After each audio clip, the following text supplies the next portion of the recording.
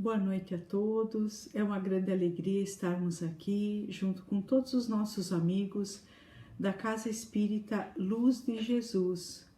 Nós vamos iniciar hoje uma exposição para que a gente possa refletir um pouquinho sobre por que temos aflições.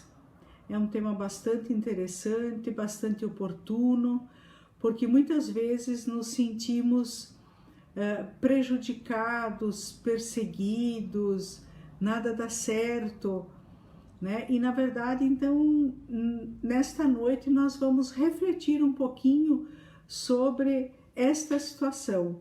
Então eu convido a todos para que a gente faça a leitura de um trecho do Evangelho segundo o Espiritismo, capítulo 6, o Cristo Consolador. Disse o Cristo: bem-aventurados os aflitos, pois que serão consolados. Mas como há de alguém sentir-se ditoso por sofrer, se não sabe por que sofre? O Espiritismo mostra a causa dos sofrimentos nas existências anteriores e na destinação da Terra, onde o homem expia o seu passado. Mostra o objetivo dos sofrimentos, apontando-o como crises salutares que produzem a cura e como meio de depuração que garante a felicidade nas existências futuras. O homem compreende que mereceu sofrer e acha justo o sofrimento. Sabe que este lhe auxilia o adiantamento e o aceita sem murmurar, como obreiro aceita o trabalho que lhe assegurará o salário.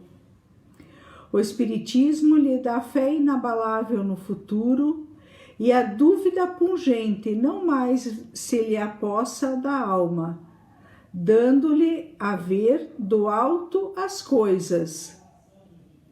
A importância das vicissitudes terrenas some-se no vasto e esplêndido horizonte que ele o faz descortinar, e a perspectiva da felicidade que o espera lhe dá paciência, resignação e a coragem de ir até o termo do caminho.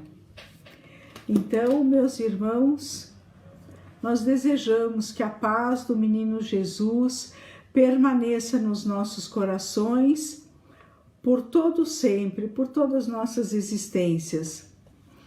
Nós convidamos a todos que fechemos os nossos olhos para a nossa prece inicial. Senhor Jesus, nós estamos aqui reunidos em Teu nome, com o objetivo de aprendermos a Tua doutrina de luz, com o esclarecimento tão profundo que nos dá o Espiritismo. Que possamos usufruir desses momentos em que temos a oportunidade de ouvir um pouco do Teu Evangelho. Que as vibrações de paz e de luz nos envolvam. Que em Teu nome, em nome da espiritualidade amiga que nos envolve, mas sobretudo em nome de Deus, causa primária de todas as coisas, e na sua infinita bondade, justiça, amor e misericórdia, possamos iniciar a exposição de hoje. Que assim seja. Então, meus irmãos, nós vamos iniciar essa exposição de hoje fazendo a leitura de uma pequena história que está narrada no livro O Céu e o Inferno, de Allan Kardec, na parte 2 do livro, capítulo 8. Neste capítulo estão narradas algumas histórias que foram transmitidas a Allan Kardec, e essa história que nós escolhemos ler, a história do Marcel, o menino número 8, ela dá uma boa introdução ao assunto que nós pretendemos refletir. Havia num hospital de província um menino de 8 a 10 anos, cujo estado era difícil de precisar. Designavam-no número 4. Totalmente contorcido, já pela sua deformidade inata, já pela sua doença, as pernas se lhe torciam roçando o pescoço, num total estado de magreza, que era pele e ossos. O corpo uma chaga, os sofrimentos atrozes. Era oriundo de uma família israelita. A moléstia dominava aquele organismo já de 8 longos anos e demonstrava ao enfermo uma inteligência notável, além de candura, paciência e resignação edificantes. O médico que o assistia, cheio de compaixão pelo pobre, um tanto abandonado, visto que os seus parentes pouco o visitavam, tomou por ele certo interesse e achava-lhe um quê de atraente aquela precocidade intelectual que ele demonstrava. Assim, não só o tratava com bondade, como lia histórias quando as ocupações lhe permitiam, admirando-se do seu critério na apreciação das coisas, a seu ver, muito superiores ao discernimento que seria próprio da idade que ele tinha. Um dia o menino lhe disse: doutor, tenha a bondade de me dar ainda uma vez aquelas pílulas que ultimamente o senhor receitou. E o médico disse: mas por que? Eu já te ministrei o suficiente e maior quantidade pode te fazer mal. E aí o menino, 8 anos, disse: é que eu sofro tanto que dificilmente posso orar a Deus para que me dê forças, porque eu não quero incomodar os outros enfermos que estão aí. Essas pílulas fazem-me dormir, e ao menos quando eu durmo, eu não incomodo a ninguém. Aqui está o quanto basta para demonstrar a grandeza desta alma encerrada num corpo informe. Onde teria ido esta criança a aurir estes conhecimentos, estes sentimentos? Certamente não foi no meio em que se educou. Além disso, na idade em que principiou a sofrer, não tinha sequer raciocínio. Os últimos pensamentos dessa criança ao desencarnar foram para Deus e para o seu caridoso médico que tanto se condoeu dele. Decorrido algum tempo, o seu espírito foi evocado na Sociedade de Paris, onde ele deu a seguinte comunicação, no ano de 1863. A vosso chamado, vim fazer que minha voz se estenda para além deste círculo, tocando todos os corações. Oxalá seu eco se faça ouvir na solidão, lembrando-lhes que as agonias da terra têm por premissa as alegrias do céu, que o martírio não é mais do que a casca de um fruto deleitável, dando coragem e resignação. Então vejam só, as agonias da terra têm por premissa, as agonias da terra têm por premissa as alegrias do céu, né? Então vamos pensando já nas nossas aflições, nos nossos sofrimentos. Um dos vossos bons espíritos, continua o menino, grande apóstolo do Espiritismo, cedeu-me o seu lugar nesta noite. Por minha vez, também me compete dizer algo sobre o progresso da vossa doutrina, que deve auxiliar em sua missão os que entre vós encarnam para aprender a sofrer. O Espiritismo, então, será a pedra de toque. Os padecentes terão o exemplo e a palavra, e então as imprecações se transformarão em gritos de alegria e lágrimas de contentamento. Aí ele é questionado nessa sua comunicação espírita, ele é questionado. Pelo que afirmais, parece que os vossos sofrimentos não eram de expiação de faltas anteriores.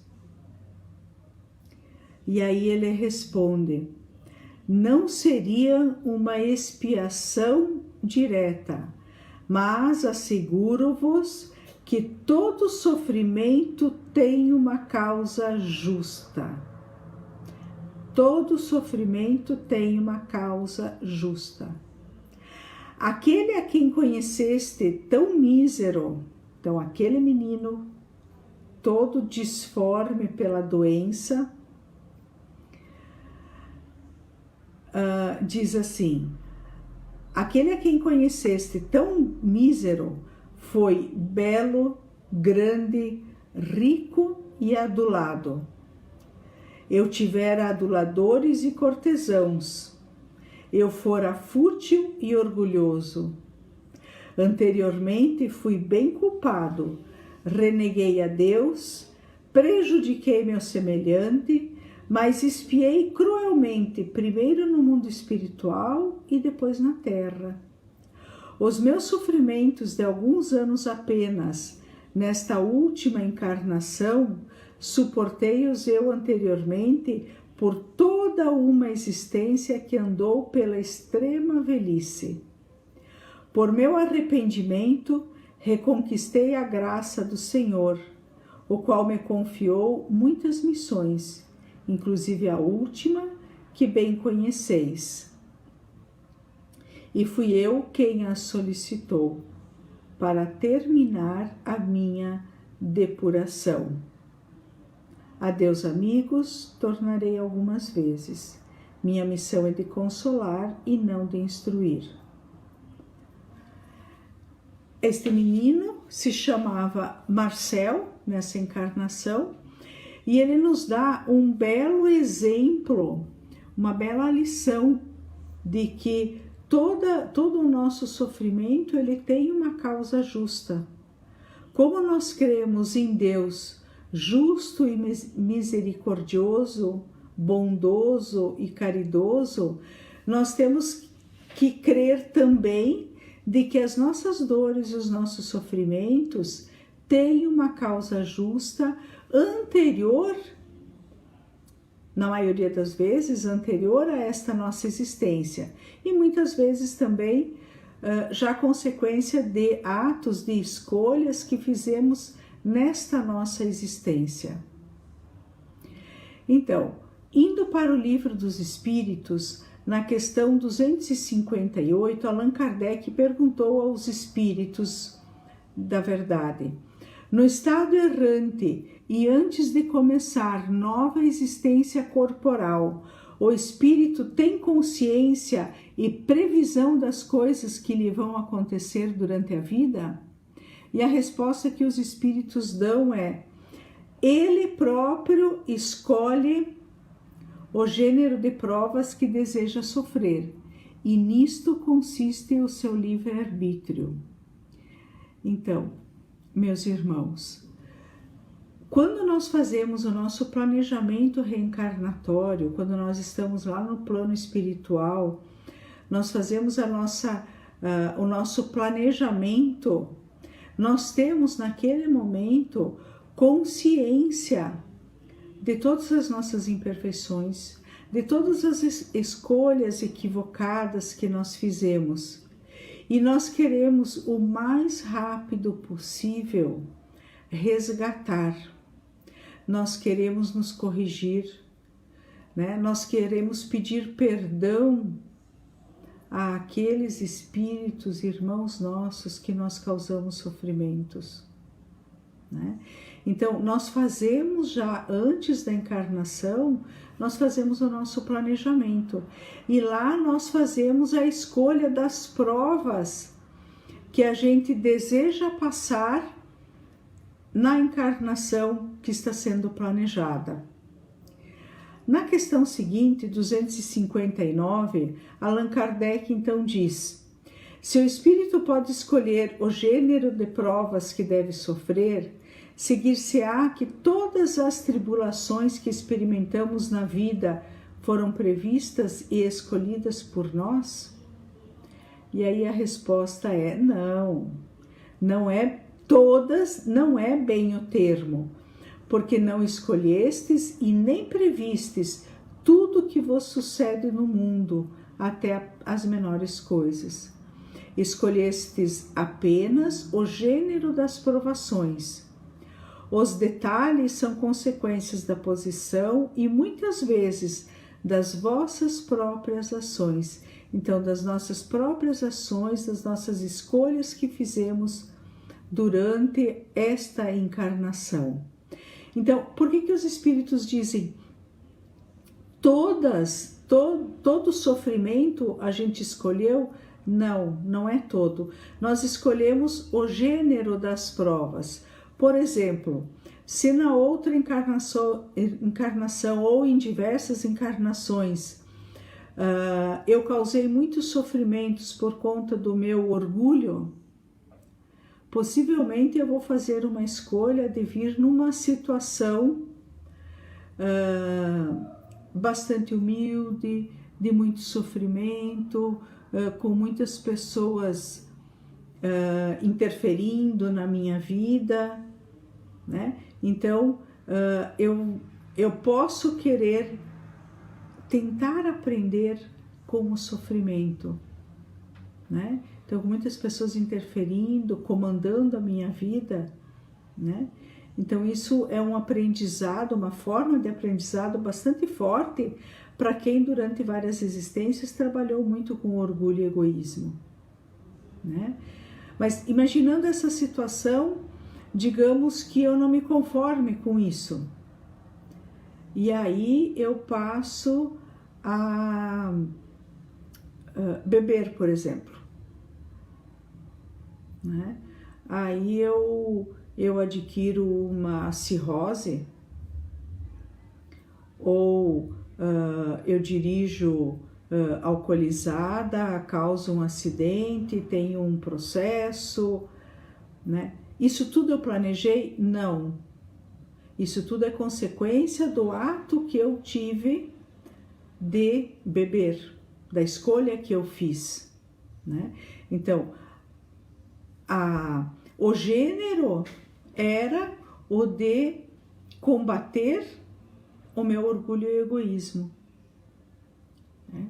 Então, outros sofrimentos, eles vêm a partir dessas outras escolhas que a gente faz durante a nossa existência. Então, nós falamos antes em planejamento reencarnatório.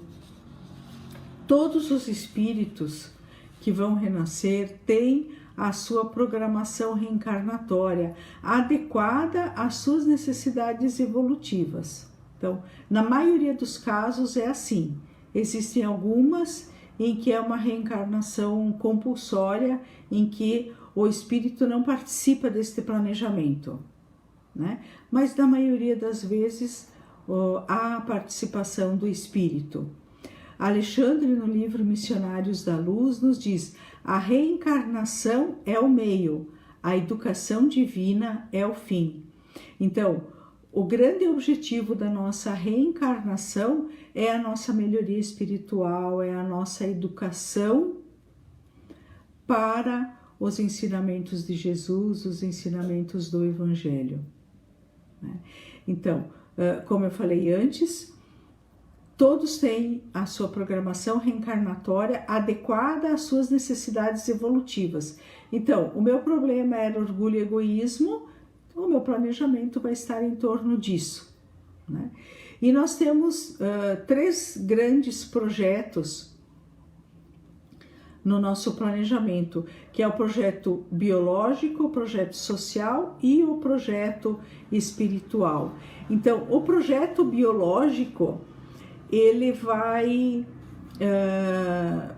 definir, por exemplo, o nosso corpo físico, estudando daí a genética dos nossos pais, para determinar quais são os detalhes físicos que nós precisamos, a altura, cor de pele, cor de olhos, tipo de cabelo, a estética, a parte interna, né? Sistema digestivo, cardíaco, muscular, esquelético. Então, neste momento é levada em consideração a necessidade kármica que o indivíduo tem, né? Por exemplo, se nós tivermos que nesse planejamento levar em consideração que nós usamos, por exemplo, da nossa inteligência para prejudicar as pessoas, né? Fizemos muito mau uso da nossa inteligência para prejudicar, para roubar, para enganar, para fazer experiências, né? Então, se eu tiver feito este uso, né, inadequado da inteligência que me foi dada para que eu buscasse melhorar o mundo, melhorar as pessoas através primeiro da minha mudança, né? Se eu fiz isso, eu poderei optar por vir com algum problema, por exemplo, cerebral, com alguma dificuldade, talvez de enxergar, de ouvir, alguma dificuldade de raciocínio, né? Então isso tudo já fica definido quando a gente faz o nosso planejamento biológico, porque aí será analisada a questão genética dos pais e o que vai vir para mim para que isso aconteça, para que eu possa passar por essa expiação, né? Então, Deus é perfeito, né? Então, tudo isso se encaixa de uma maneira formidável, né? Inteligência suprema, só poderíamos esperar isso, né? Então, ao planejamento e a parte biológica já faz toda esta previsão. Aí nós temos o projeto social. Então, o projeto social analisa a família que eu vou reencarnar, o meio socioeconômico que eu vou fazer parte, o tipo de estudo, o acesso ao estudo, a tendência profissional, o papel que eu vou ter na sociedade, ou o espírito reencarnante vai ter na sociedade, a família que ele vai ter, filhos, né? Toda essa situação do contexto social já é definido anteriormente, né? Claro que a gente pode fazer intervenções, né? Nós podemos, através da nossa determinação ou não, persistência ou não, disciplina ou não, fazer escolhas que vão contrariar o desejo que a gente tinha, né, de busca. E aí nós temos o projeto espiritual, que na verdade é o motivo principal da nossa reencarnação. É a grande oportunidade que nós temos do crescimento espiritual. Então, os projetos social e biológico levam para a meta principal, a evolução intelecto-moral. Aqui é que nós programamos a possibilidade de vitória sobre obstáculos que há séculos estão sendo adiados, né? Quem sabe quantas vezes nós já reencarnamos, já retornamos com alguns objetivos muito parecidos, mas não alcançamos vitória sobre algumas das nossas imperfeições, né? Há necessidade de crescer em conhecimento e em capacidade afetiva, em amor e em caridade. Vencer a impaciência, a intolerância, o orgulho, o egoísmo, a inveja, né? É a oportunidade valiosa de vencer tendências negativas, reforçar antigas qualidades e adquirir novas virtudes, né? Então, este momento do planejamento, como nós temos toda a consciência de todo o sofrimento que a gente já provocou, neste momento, graças aos nossos mentores que estão presentes, nos ajudando, né? Há um equilíbrio até do nosso planejamento, porque senão muitas vezes a gente quer, numa encarnação, tentar resgatar tudo que ficou atrasado de várias outras, né? Então,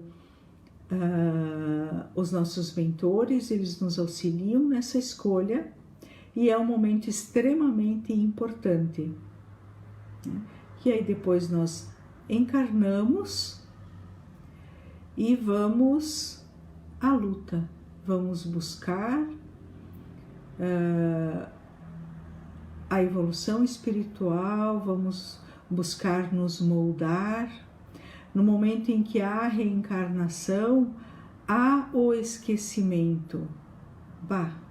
Esse bendito esquecimento, né? Muitos poderão dizer, mas puxa vida, a gente trabalha tanto, planeja e vem para cá e esquece, né? Então, esse esquecimento, ele é bendito. Primeiro porque todas as nossas vitórias, elas serão frutos reais do nosso esforço, né? E segundo, porque muitas vezes nós somos colocados próximos ou até dentro da própria família com espíritos que a gente tem uma grande diferença, uma grande dificuldade de conviver, né? Então, imaginemos se numa família onde reencarnam duas pessoas que numa outra existência foram inimigas, né? E aí eles vão reencarnar na mesma família para buscar harmonizar. Vai ser muito difícil as pessoas, sabendo o que houve, conseguirem superar e fazer essa harmonização. Então é por isso que há esse esquecimento, né? Para que a gente possa ir desde o nascimento cultivando a tolerância e o amor, aprendendo a lidar com espíritos às vezes um pouco mais difíceis, né? Que também isso pode ser para nós, né? Então é esse o grande objetivo do esquecimento, a gente ter o merecimento pelas conquistas que vão acontecer e também nos facilitar o trabalho de harmonização com espíritos algozes que com certeza nos cercam, né? Ou na família, ou no local de trabalho, ou num parentesco familiar, mas um pouco mais afastado, não no núcleo primário, né? Seguindo pelo Livro dos Espíritos, a gente tem a questão 266, que diz assim: não parece natural que se escolham as provas menos dolorosas? E se a gente pensar, né? Para que eu vou querer fazer uma coisa difícil para mim, sofrida? Eu vou escolher uma coisa mais fácil. Mas aí Allan Kardec, a resposta dada a Allan Kardec é a seguinte: para vós, sim, nós encarnados, sim, a gente vai querer mais leve, mais suave, mas para o espírito não. Quando o espírito se depreende da matéria, a ilusão acaba e outra é a sua maneira de pensar. Então, a maneira que a gente está pensando aqui é uma, quando nós estamos desencarnados é outra, cientes de todas de todas as nossas falhas, de todos os nossos equívocos. Nós queremos começar a reparação logo. O entendimento profundo das dificuldades como necessidade espiritual e o conhecimento da participação na elaboração de grande parte do projeto de reencarnação principia e facilita o processo de cura do espírito. Vejam que importante essa colocação.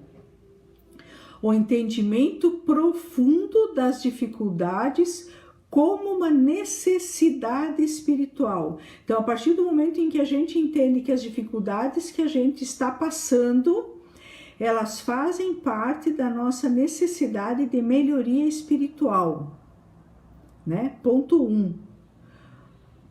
Entendimento que as dificuldades são necessidades que nós precisamos passar para a nossa evolução. Ponto 2. Conhecimento da participação na elaboração do projeto de reencarnação. Então, quando eu tenho ciência de que eu participei, eu escolhi passar por este gênero de provas que eu estou passando. Então, quando eu tenho ciência de que a dificuldade me ajuda a crescer, que eu participei e eu planejei essas dificuldades também, isto inicia e facilita o meu processo de cura, né? Então, ciência da participação no projeto de reencarnação, entendimento que as dificuldades fazem parte da minha necessidade de crescimento espiritual, e isto facilita o meu processo de cura. Então, nós temos aqui uma pergunta: como se explica as ligações fortes com alguns espíritos, às vezes mãe e filho, irmãos, né? Então, Daisy, com relação à sua pergunta, sempre nas famílias nós vamos ter espíritos que vêm para buscar uma harmonização, e nós teremos também espíritos que vêm para nos ajudar neste processo. São espíritos que já conviveram com a gente, que já nós nos harmonizamos e que eles encarnam ou na mesma família, ou então às vezes a gente tem aquele amigo, aquela amiga, aquele primo, aquela tia, a madrinha, que ela é muito importante, ela está sempre do nosso lado, nos apoiando, nos incentivando, né? Nos esforçando, né? Participando do nosso esforço de melhoria. Então, são espíritos com os quais a gente já, a gente já se harmonizou, e eles vêm para nos ajudar nas provas que nós precisamos. Nós não encarnamos somente com espíritos algozes, com espíritos inimigos, né? Nós encarnamos com alguns algozes, com alguns que são neutros, que é a primeira vez do convívio, e com alguns que a gente já se harmonizou, que a gente já tem um carinho, uma gratidão muito grande e que é muito fácil conviver, né? Obrigada pela participação. A compreensão da lição evangélica a cada um segundo suas obras, através da lei de causa e efeito, também favorece a aceitação da colheita do passado e estimula a gente a promover uma gloriosa semeadura. Então, nós temos uma lição evangélica, uma máxima que diz: a cada um segundo suas obras. Então, eu vou ter de acordo com o meu merecimento. Isto é regido pela lei de causa e efeito, né? Então, aquilo que eu semeio, eu vou colher. Então, nós termos essa certeza faz com que a gente entenda o sofrimento, que ele é justo, né? E também estimula que a gente faça as novas semeaduras boas. Porque se eu sei que eu vou colher, então eu vou plantar a melhor semente, né? Hoje estamos colhendo talvez alguns sofrimentos, algumas tristezas, porque nós semeamos, né? A certeza de que Deus é justo e bom nos faz pensar isso. Se eu estou sofrendo hoje, é porque eu plantei. Ou nesta encarnação ou nas anteriores, mas eu plantei. Porque eu não vou pagar conta do meu vizinho, assim como ele não vai pagar a minha conta, né? Se eu planto, eu colho exatamente aquilo que eu plantar, né? Então, essa certeza da lei de causa e efeito, da semeadura e da colheita, me faz entender e aceitar melhor as dificuldades e aprender com elas, e também me motiva a melhorar a minha semeadura. Porque aquilo que eu semeio hoje, eu vou colher no final desta minha existência e nas próximas. Então, sempre melhorando a semeadura. Considerando que o espírito reencarna para evoluir, para desenvolver suas potencialidades, é natural o trabalho, a luta, a dificuldade. É o que ocorre, por exemplo, com um aluno na escola ou com um esportista na prática de qualquer esporte. Tem que lutar, tem que treinar para fazer progressos na atividade que se dedica, né? O aluno, para concluir o ano, atingir os objetivos que a escola propõe para cada ano letivo, ele tem que se esforçar, senão ele vai repetir. O esportista, para chegar, vamos falar de futebol, né, que é o esporte mais comum, para ser um jogador de uma seleção brasileira, ele tem que treinar muito. Não é 40 minutos por dia de treino que vai fazer alguém a ser um jogador de uma seleção, né? Não é estudando 30 minutos por dia que alguém vai passar num concurso com muitos candidatos, né? E da mesma forma nós, né? Não é eu mudando o meu pensamento, as minhas atitudes, a forma como eu trato as pessoas, 15 minutos por dia, né? Eu tenho que fazer disto uma rotina, eu tenho que fazer disto uma prática minha, né? Então, a doutrina espírita, bendita doutrina espírita que tanto nos esclarece, e ela nos diz que a dor é o processo e a perfeição é o fim.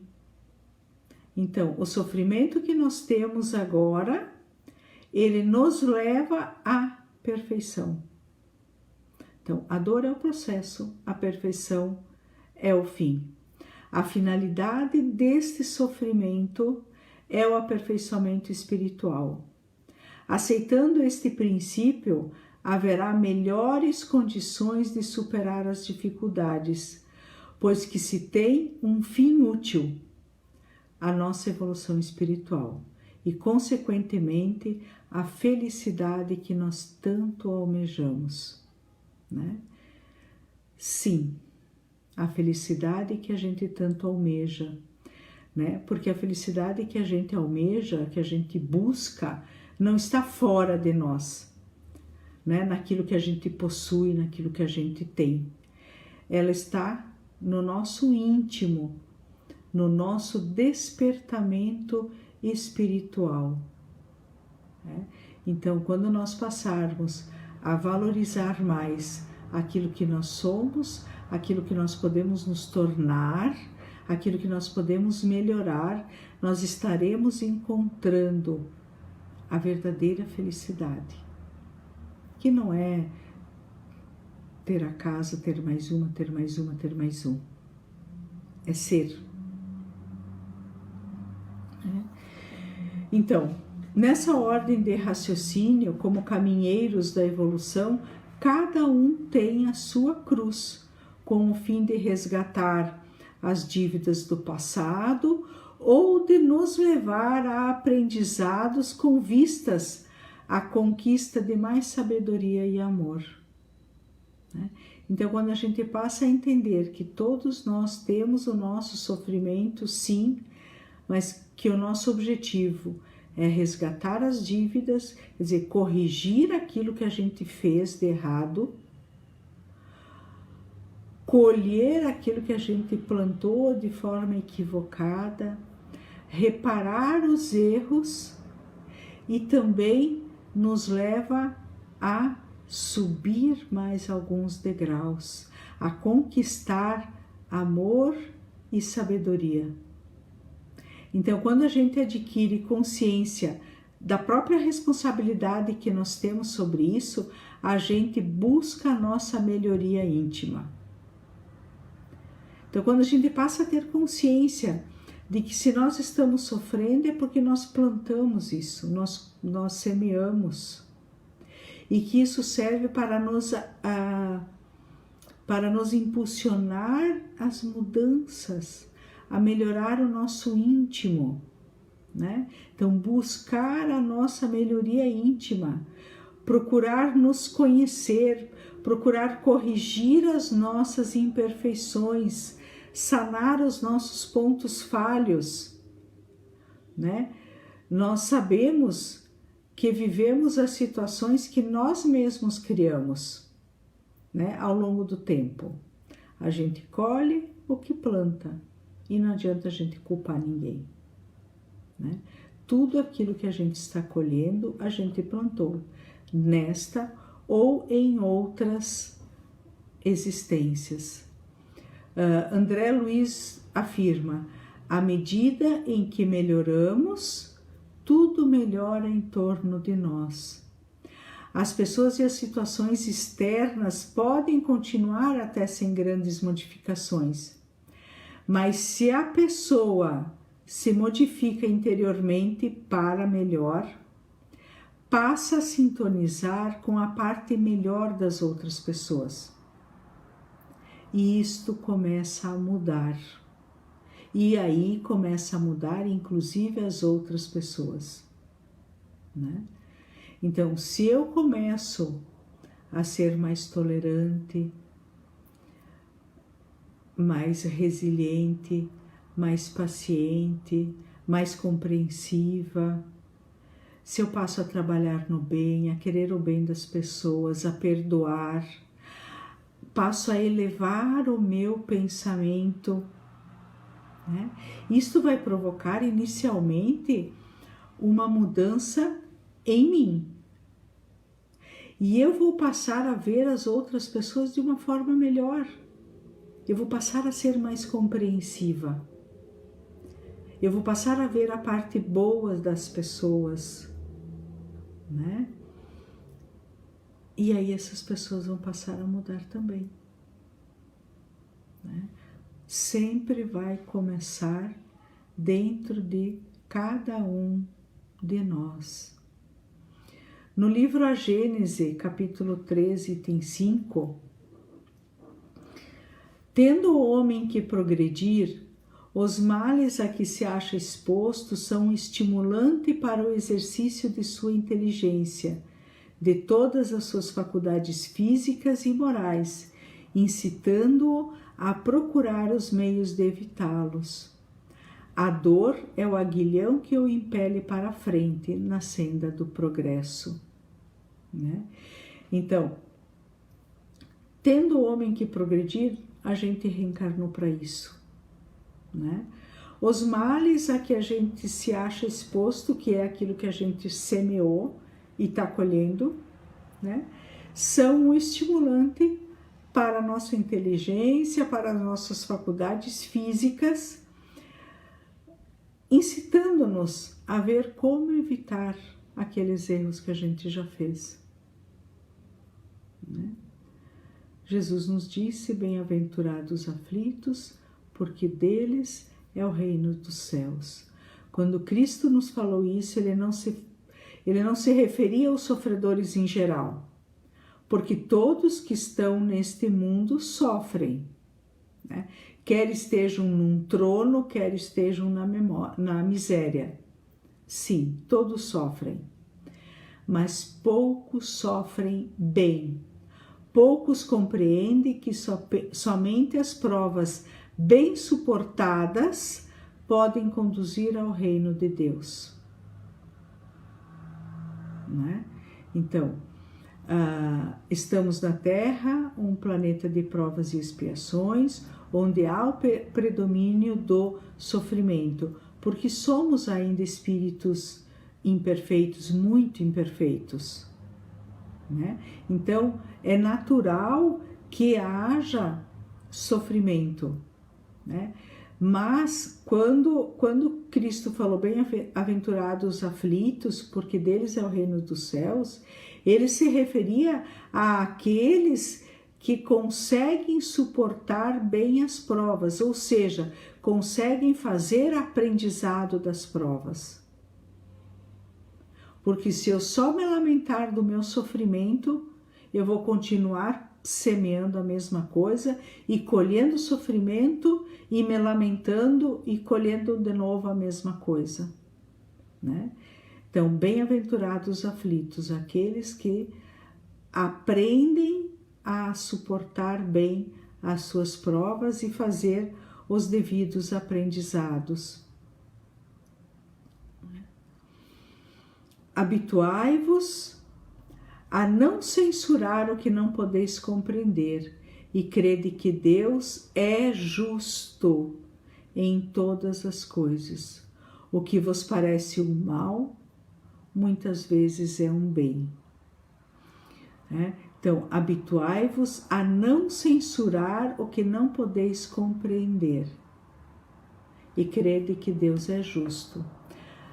Um pouquinho antes a gente falou de que quando a gente reencarna, há o esquecimento que ele vai nos facilitar aos aprendizados que a gente tem que fazer. Como houve o esquecimento, eu esqueci também as coisas erradas que eu fiz lá. E aí, quando acontece alguma coisa, eu vou censurar. Não. Deus é infinitamente justo e bom. Aquilo que eu estou colhendo, eu plantei. Eu semeei. Né? Então, Deus é justo e é bom. Ele permite, inclusive, que através das minhas escolhas eu faça semeaduras ruins. Sim, porque eu escolhi isso. Então, eu vou semear, vou ter que colher e ele vai permitir, por conta da sua infinita bondade, que eu reencarne tantas vezes quantas forem necessárias para completar o meu aprendizado.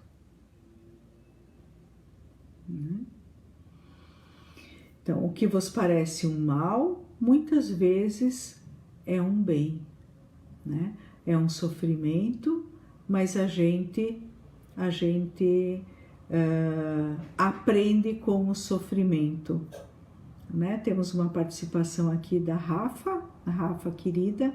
Deus é tão generoso que te dá a liberdade de plantar o que quiser, mas é tão justo que você colhe exatamente o que plantou. É bem isso, Rafa. Né? Então, nós nos encontramos num processo de reeducação, tendo a oportunidade de acertar todos os nossos débitos com a vida. Nós não somos vítimas da nossa vida, nós somos agentes. Nós semeamos e estamos colhendo.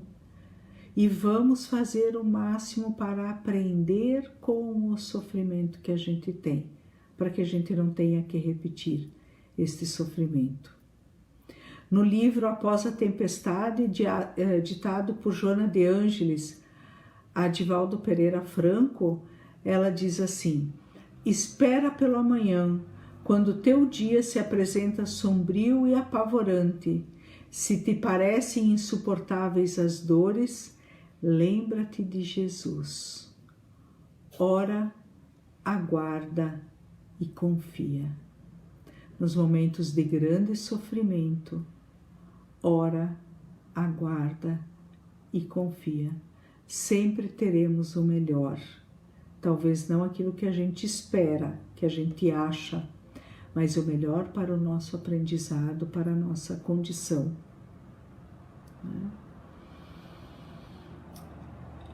Eu imagino que nós conseguimos fazer uma boa reflexão sobre esse tema. É um tema que nós poderíamos ficar conversando por muito tempo, bastante abrangente, e com certeza em outros momentos nós vamos retomar partes desta fala e dar continuidade, né, a algumas reflexões.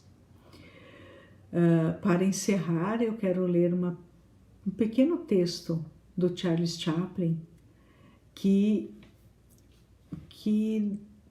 conclui, né, esse nosso pensamento hoje. E Charles Chaplin, ele tinha uma inteligência sobrecomum, né? E ele escreveu o seguinte: hoje eu levantei cedo, pensando no que eu tenho a fazer antes que o relógio marque meia-noite. É minha função escolher o dia que eu vou ter hoje. Posso reclamar porque está chovendo ou agradecer às águas por lavarem a poluição. Posso ficar triste por não ter dinheiro ou me sentir encorajado para administrar minhas finanças. Posso reclamar pela minha saúde ou dar graças por estar vivo. Posso me queixar dos meus pais por não terem dado tudo o que eu queria, ou posso ser grato por ter nascido. Posso reclamar por ter que ir trabalhar ou agradecer por ter trabalho. Posso sentir tédio com o trabalho doméstico ou agradecer a Deus por ter uma casa. Posso lamentar decepções com amigos ou me entusiasmar com a possibilidade de fazer novas amizades. Se as coisas não saíram como planejei, posso ficar feliz por ter hoje para recomeçar. O dia está na minha frente, esperando para ser o que eu quiser. E aqui estou eu, o escultor que pode dar a forma. Tudo depende somente de mim. Então, meus queridos irmãos, amigos, eu convido a todos que a gente feche os nossos olhos para fazer a nossa prece de encerramento. Pai de infinita bondade, amor, caridade, gostaríamos de agradecer pelos momentos de esclarecimentos que pudemos ter com esta reflexão. O Senhor, por tanto nos amar, sempre nos dá os meios necessários de conhecer a sua verdade, e com isso nos aproximamos mais da felicidade que o Senhor tanto deseja para nós. Obrigada, Pai, por sempre atender aos apelos dos nossos corações que anseiam em aprender e também ensinar, em retribuição a tantas coisas que o Senhor nos proporcionou. Obrigada, enfim, por guiar as nossas conversas sempre através de ensinamentos justos e na medida em que podemos compreender. Obrigada por nos amar tanto. Que assim seja. Então, meus amigos queridos, nós desejamos uma boa noite, um bom resto de semana. Na próxima quinta-feira, às 20 horas, novamente uma exposição da Casa Espírita Luz de Jesus. Muito obrigada pela presença e até mais. Fiquem com Deus.